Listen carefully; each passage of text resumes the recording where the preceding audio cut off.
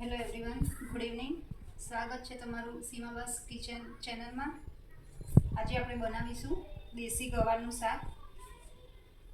એના માટે મેં 250 ગ્રામ ગવાર લીધો છે. ગવારને બંને બાજુથી કટ કરીને 2 વાર એને પાણીથી ધોઈ દેવાનું છે.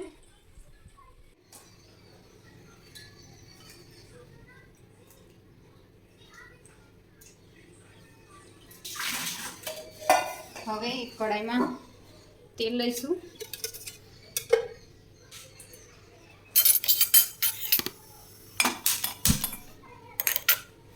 તેલ ગરમ થાય ત્યાં સુધી આપણે લસણની પેસ્ટ બનાવી લઈશું.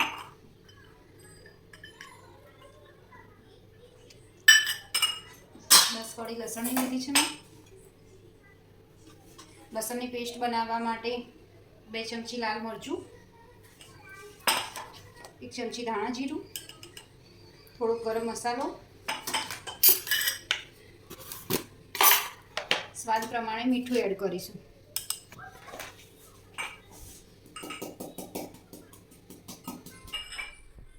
તો સબ્જી બનાવવા માટે આપણી પેસ્ટ બનીને રેડી છે. ત્યાં સુધી તેલ ગરમ થઈ ગયું છે. સૌપ્રથમ થોડી રાઈ એડ કરીશું.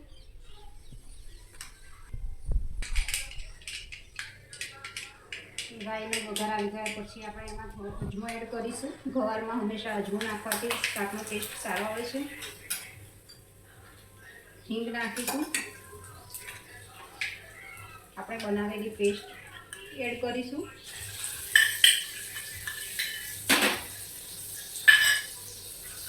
લસણ બરાબર સંતરાય ત્યાં સુધી આપણે હલાવીશું શાકને.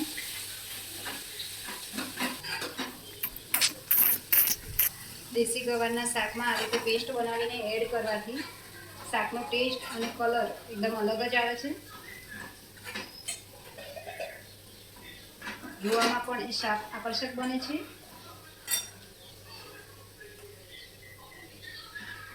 લસણ સંતરાઈ જાય પછી આપણે ધોઈને સાફ કરેલું ગવાર એમાં એડ કરીશું.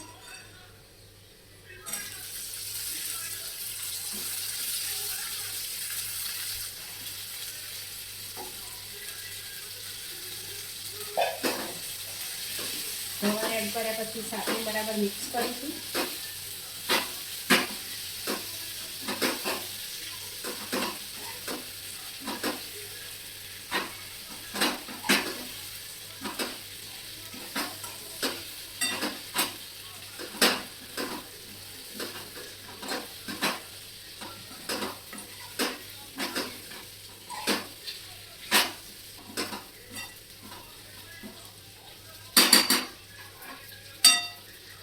તેલ છૂટું પડે ત્યાં સુધી શાકને 5 મિનિટ સુધી ઢાંકીને રહેવા દઈશું.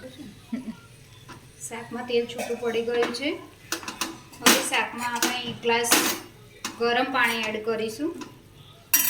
દેશી ગવારનું શાક બાફીને બનાવવા કરતાં એમાં ગરમ પાણી એડ કરીને બનાવવાથી દેશી ગવારની જે મીઠાશ હોય છે એ શાકમાં ભળે છે